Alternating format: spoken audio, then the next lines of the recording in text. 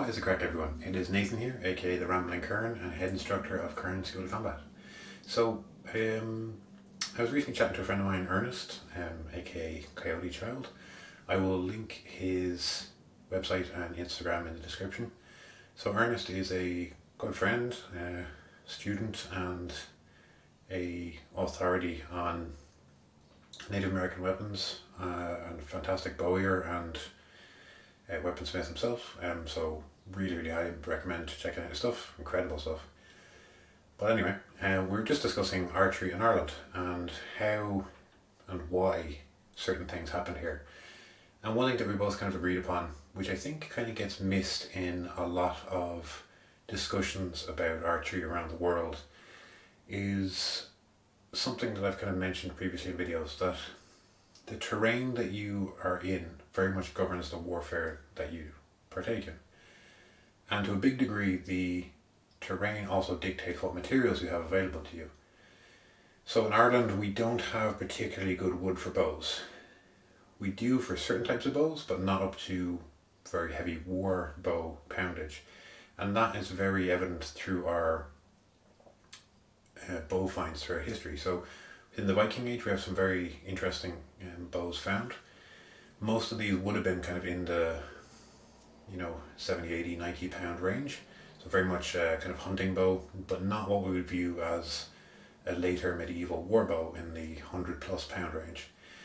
The easiest way to know this is because they're self bows, and what that means is the string attaches onto the bow itself, so into a groove cut into the bow, and not onto a add-on onto the bow, so like a horn knock, which you would see on a English war bow, for example. And I'll show kind of examples as I'm discussing that. But interestingly, what we do see in Ireland and Scotland at the time, when we move past the Viking Age and when armour becomes much more predominant on the battlefield, you start to see smaller bows in Ireland and Scotland. And this is something that you see in certain parts of the world where you don't particularly have very good bow wood.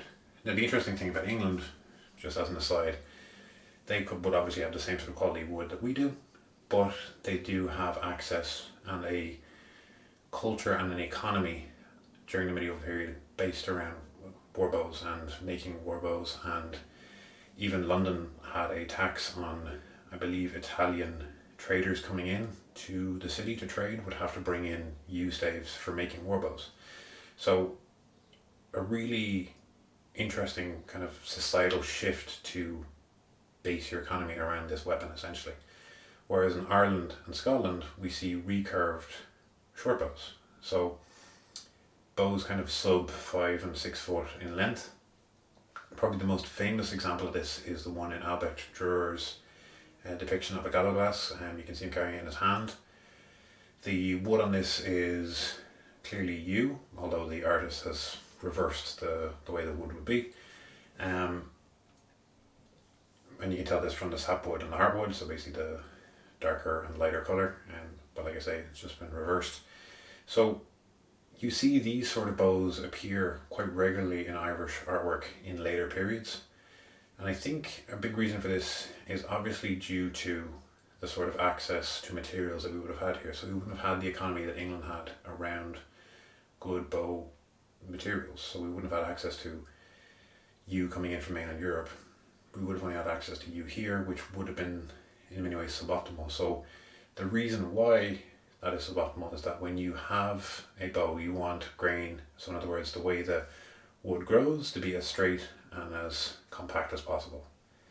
And if it is wavy at all, the stress of the bow bending will follow that wave. And if the wave goes off, let's say you have a material cut this way and it runs this way, the stress will follow that line and break. Having made bows and having broken bows, I know that feeling all too well. So a way around this is to make shorter bows. And the issue with shorter bows is that you lose power. So a way to circumnavigate that is to recurve the bow itself, allowing for more draw to be put into the bow, in other words getting a little bit more power out of it. So while we don't have many surviving examples of bows from the medieval and Renaissance period in Ireland, they do pop up a lot in artwork, and the Scottish bows that we see very much mirror the Irish bows of the time. Now these would have been two societies who wouldn't have had access to the bow staves that the English would have had. So it's quite interesting to see these two societies and very interlinked groups of people at the time, both with an archery tradition that very much reflects itself. Now for myself, I have done archery since I was a child. At one point I was shooting very, very regularly. I'm back shooting now again. I'm currently shooting a 80 to 85 pound bow. I need to check the weight of it at full draw, because obviously I'm a big guy, so my draw is a little bit more than the bow is rated for at the given draw length. And eventually my goal is to work up into war bow weights. So if you're interested in archery and kind of the discussion around archery, do let me know. I'd be more than happy to do more videos on it.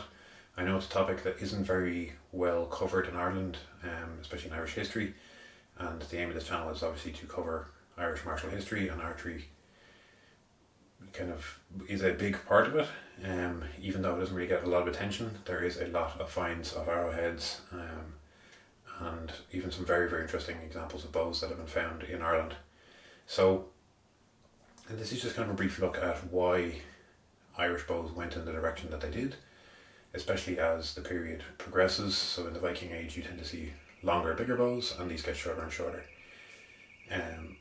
Someone's alarm going off.